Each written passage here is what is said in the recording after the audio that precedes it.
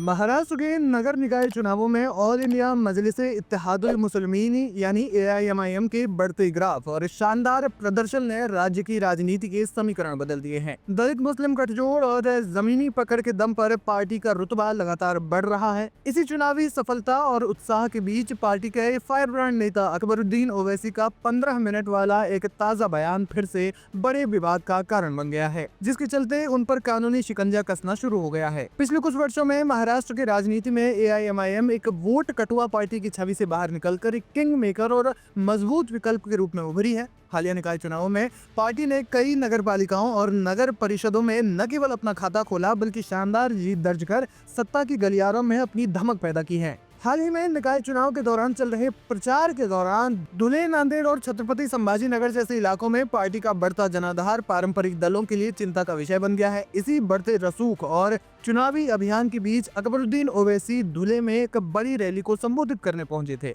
धुले की जनसभा में समर्थकों की भारी भीड़ के बीच ओवैसी ने अपने चिर परिचित अंदाज में जनता को मतदान के लिए प्रेरित किया।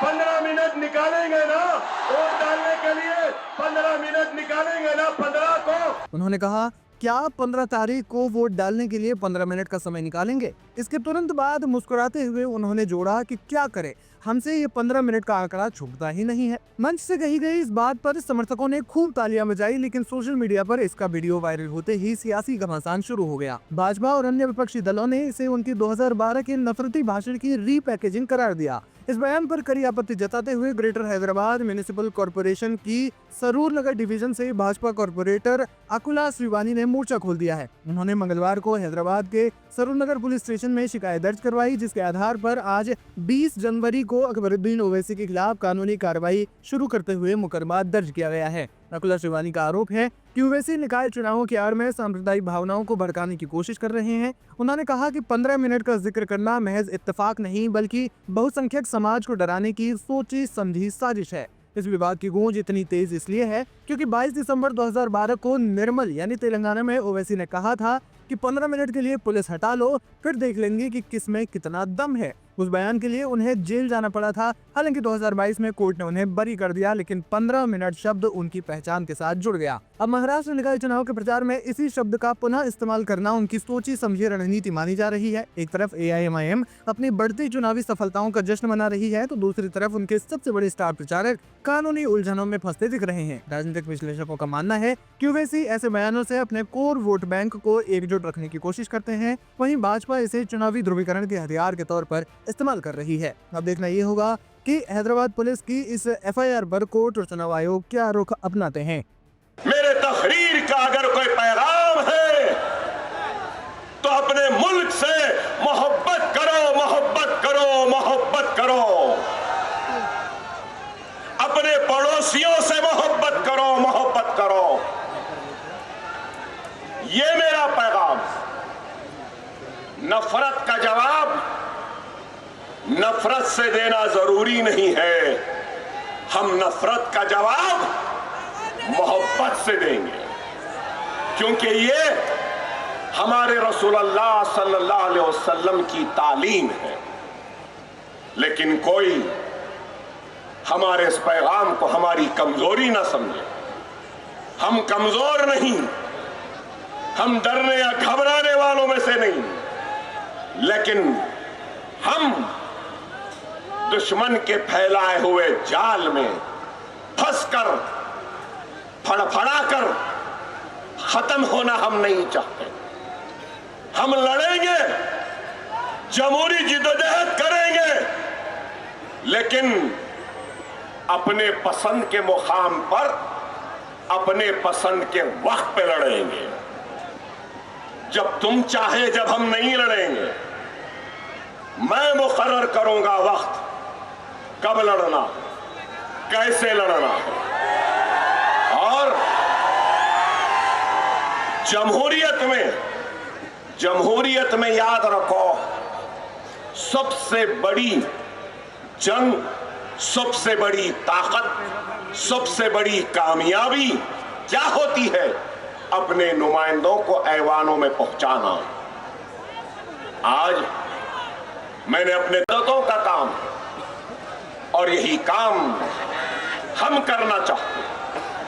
खुदारा समझो इस बात को, अगर हम मुनज़्ज़म नहीं होंगे, मुत्तहिद नहीं होंगे, तो फिर हम सिर्फ चीखते चिल्लाते रह जाएंगे।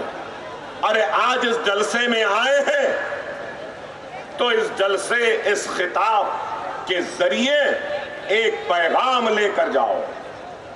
जलसों की कामयाबी आवाम के शिरकत से नहीं होती, ये मेरा मानना है। लोग कहेंगे कि अकबर साहब आपके जलसे में इतना बड़ा मजमा था, जलसा कामयाब हुआ, लेकिन मैं ये कहूंगा जलसों की कामयाबी आवाम के शिरकत से नहीं होती। जलसों की कामयाबी एक कामयाब तहरीर से होती है, कामयाब पैगाम से होती है। वो पैगाम जो आने वाले लोग उस पैगाम को सुनकर, समझकर, उस पे अमल करते हुए उस पैगाम को लेकर आगे बढ़ते हैं। और अगर मेरी तकरीर का अगर कोई पैगाम है, अगर मेरी तकरीर का कोई पैगाम है, तो सिर्फ एक ही है, वो है इत्तेहाद, इत्तेहाद, इत्तेहाद, इत्तेहाद, इत्तेहाद, इत्तेहाद, इत्तेहाद। प्यारे मुसलमानों, इत्तेहाद पैदा करो। सिर्फ आगाज के वक्त कहा कि कई वजीर आजम आए, क्या हम मुसलमानों ने नेहरू को नहीं आजमाया? क्या हम मुसलमानों ने इंदिरा को नहीं आजमाया? क्या हम मुसलमानों ने लाल बहादुर शास्त्री को नहीं आजमाया? क्या हम मुसलमानों ने राजीव गांधी को नहीं आजमाया? क्या हम मुसलमानों ने मुरारजी देसाई को नहीं आजमाया? क्या हम मुसलमानों ने क्या वीपी सिंह को, चंद्रशेखर को, आई के गुजराल को, देवेगौड़ा को, मनमोहन सिंह को, पीवी नरसिम्हा राव को, सबको आजमाया? फिर क्या बात है कि इस मुल्क का सबसे पिछड़ा हुआ, सबसे कमजोर और सबसे आखिर में रहने वाला मुसलमान है, तो वो क्यों है? इसका जिम्मेदार कौन है?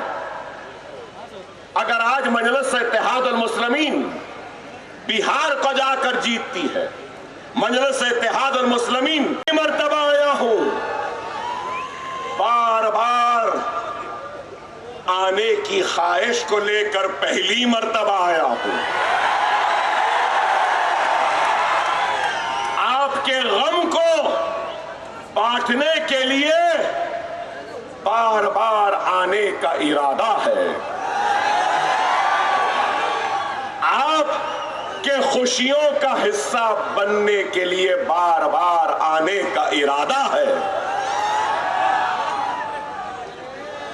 दुनिया में बहुत लोग होंगे जिनके पास दौलत है, जिनके पास ताकत है, जिनके पास शोहरत है, लेकिन बहुत कम लोग होंगे जिनके पास इतनी मोहब्बत है।